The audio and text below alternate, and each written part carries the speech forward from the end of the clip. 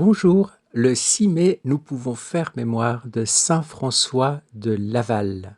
Saint François de Laval est l'une des grandes figures fondatrices de l'Église en Amérique du Nord.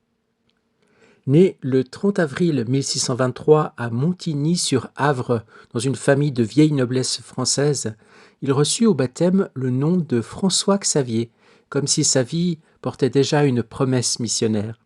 Très jeune, il fut formé chez les Jésuites au collège de la Flèche, où grandit en lui le désir des missions lointaines.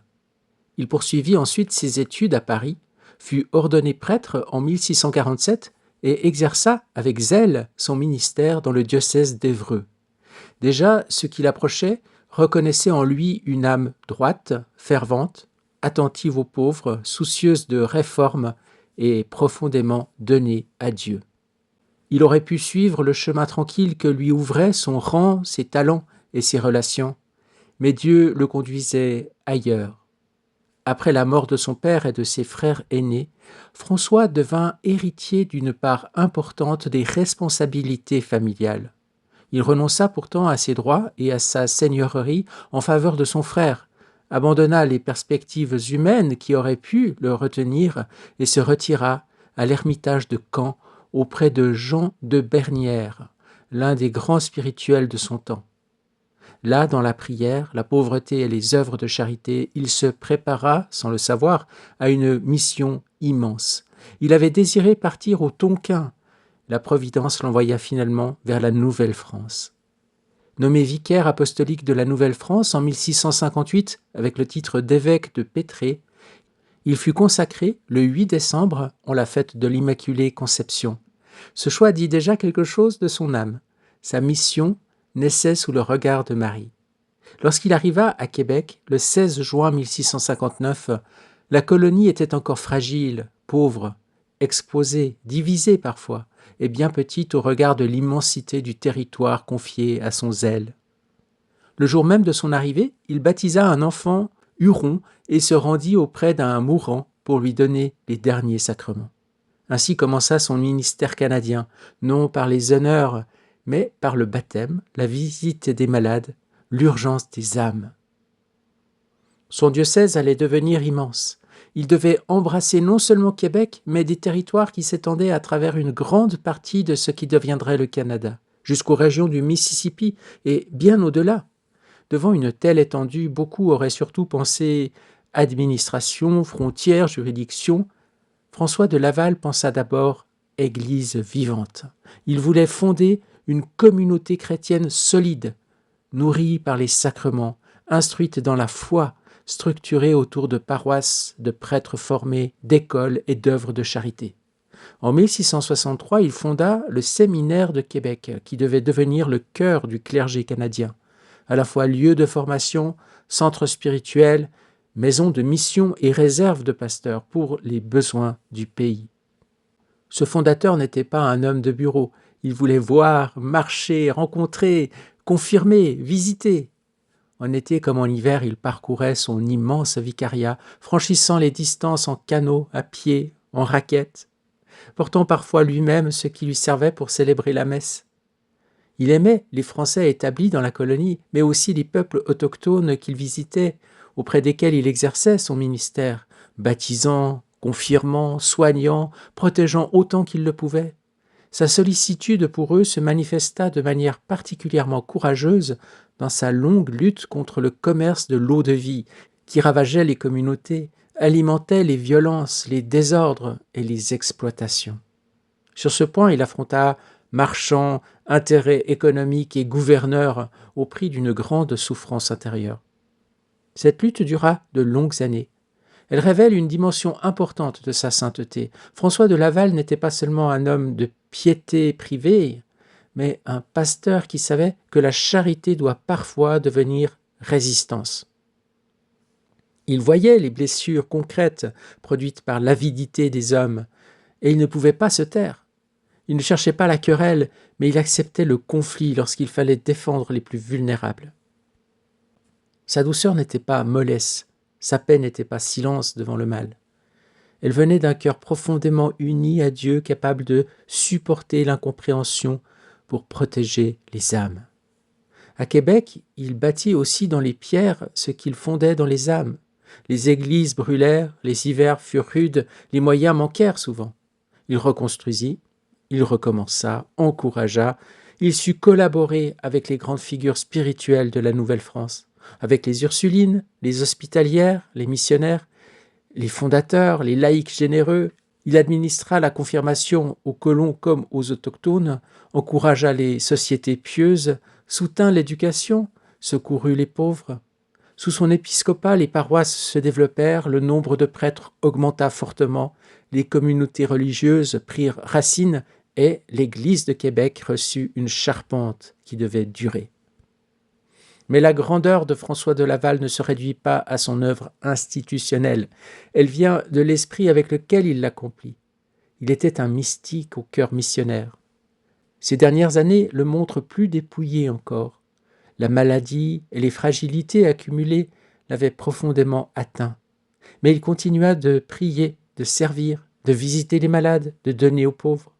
On l'a vu faire de longs pèlerinages à pied, sans argent, mendiant son pain et cachant son nom. Il voulait imiter les premiers apôtres et remerciait Dieu d'avoir quelque chose à souffrir pour son amour.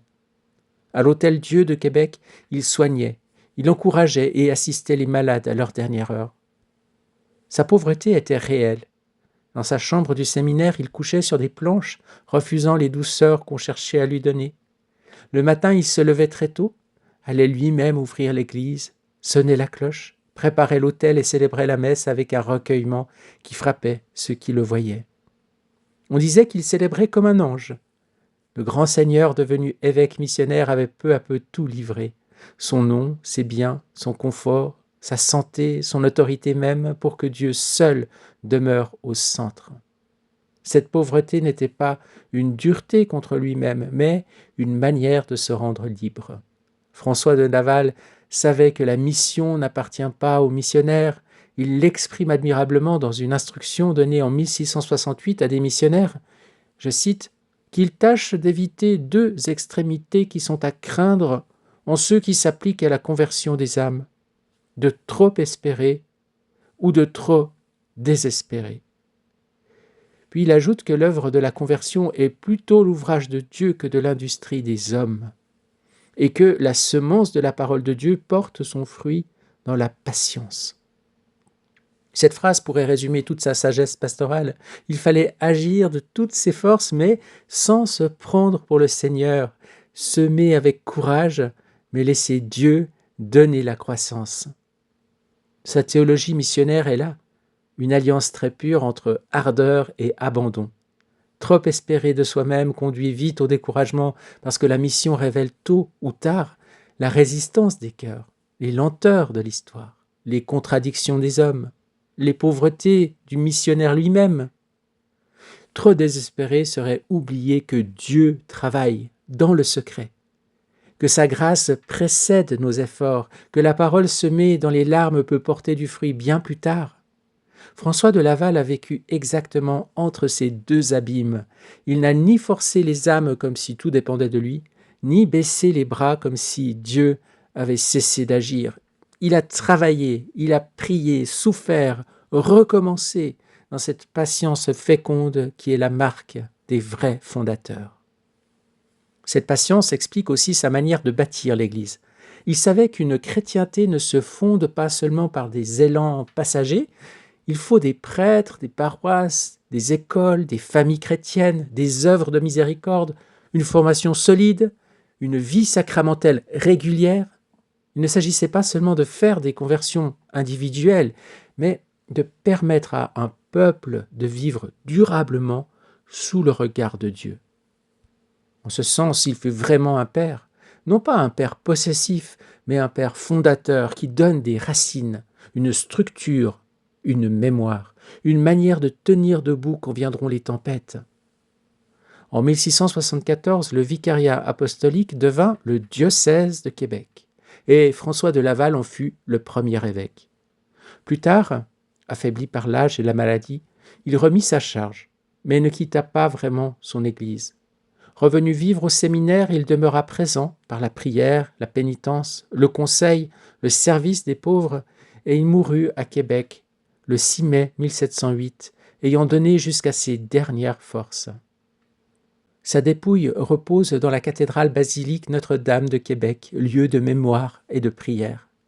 Béatifié par saint Jean-Paul II en 1980, il fut canonisé par le pape François en 2014 avec Sainte Marie de l'Incarnation.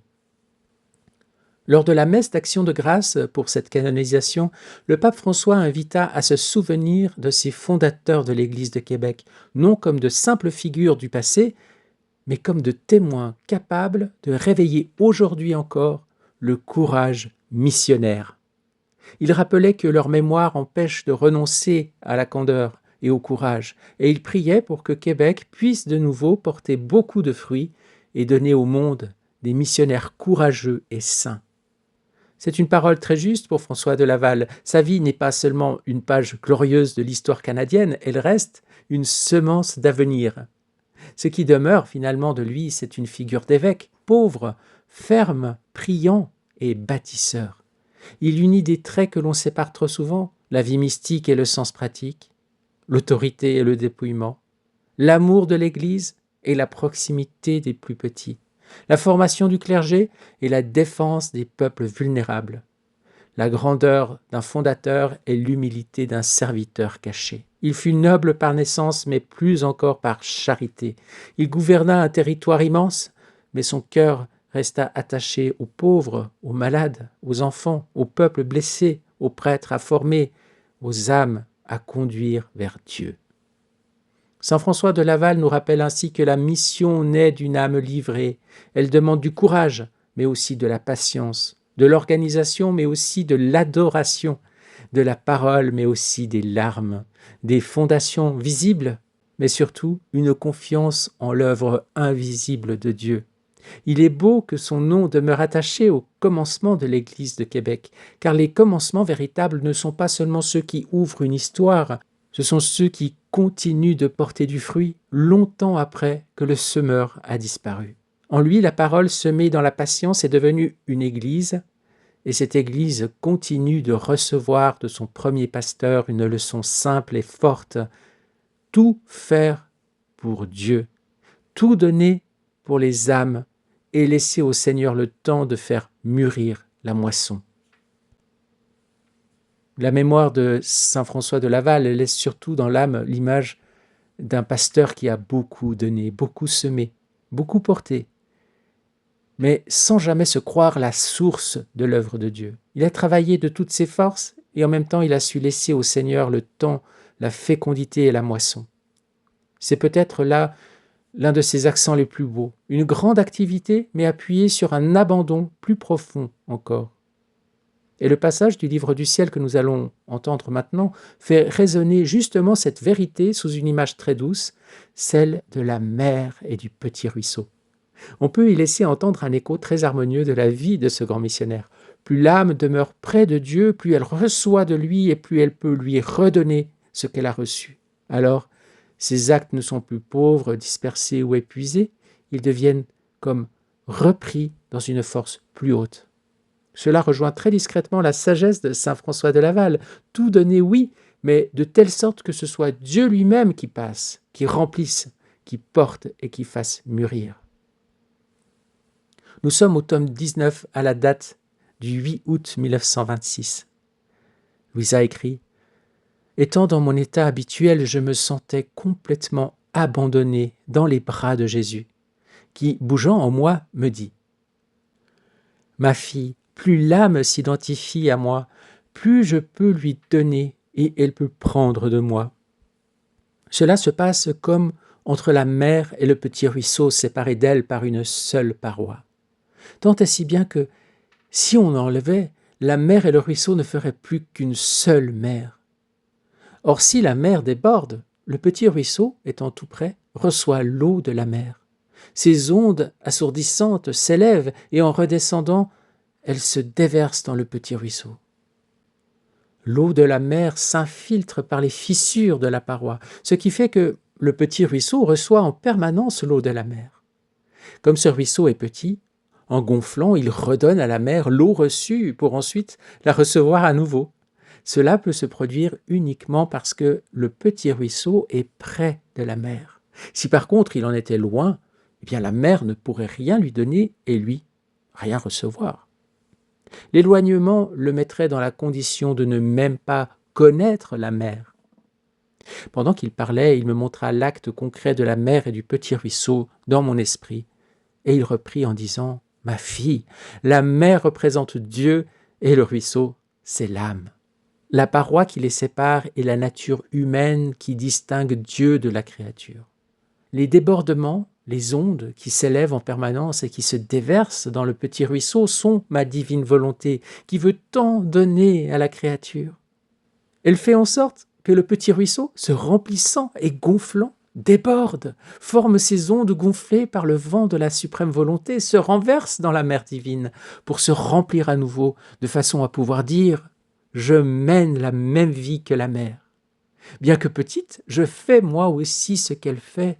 Je déborde, forme mes ondes, je m'élève et j'essaie de rendre à la mer ce qu'elle me donne. » Ceci signifie que l'âme qui s'identifie à moi et se laisse dominer par ma volonté est la répétitrice des actes divins.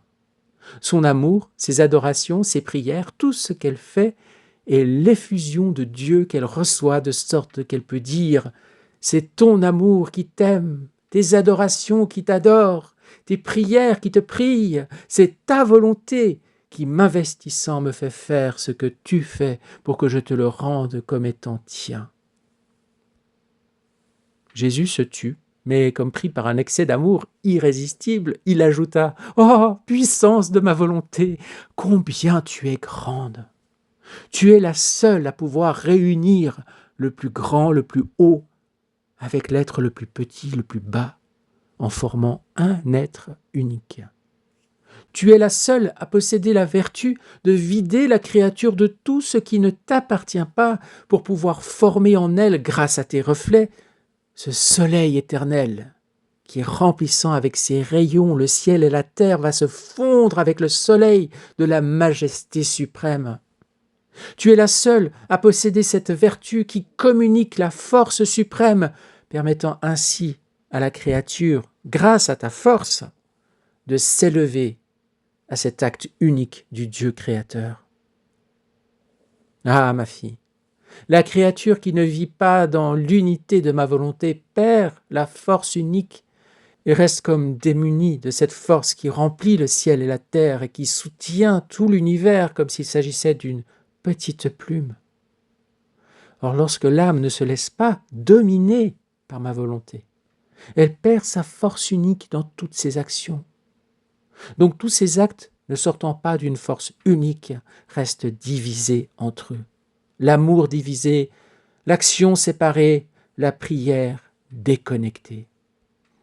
Tous les actes de la créature sont divisés, et par conséquent ils sont appauvris, mesquins, éteints. La patience est pauvre, la charité est faible, l'obéissance est boiteuse. L'humilité est aveugle, la prière est muette. Le sacrifice est sans vie, sans vigueur, car lorsque ma volonté manque, il n'y a plus la force unique qui réunit tout et qui donne la même force à chaque acte de la créature. C'est la raison pour laquelle ils restent non seulement divisés entre eux, mais viciés par la volonté humaine. Chacun d'eux garde son propre défaut. C'est ce qui se passa pour Adam. En se soustrayant à la suprême volonté, il perdit la force unique de son Créateur. Et restant avec sa force humaine limitée, il rencontra des embûches dans ses actions. D'autant plus que la force qu'il déployait pour accomplir une action l'affaiblissait, et qu'en devant en accomplir une autre, il ne ressentait plus la même force. Il toucha du doigt la pauvreté de ses actions, qui n'ayant pas la même force, non seulement étaient divisées, mais avaient chacun leurs défauts. Ce fut pareil pour un riche seigneur qui possède une propriété très étendue. Tant que celle-ci n'appartient qu'à un seul patron, il mène grand train, fait de grandes dépenses, ayant à ses ordres une ribambelle de serviteurs, et grâce à ses énormes rentes, il fait toujours de nouvelles acquisitions. Mais supposons qu'il partage cette propriété avec d'autres héritiers. Sa force n'est plus la même.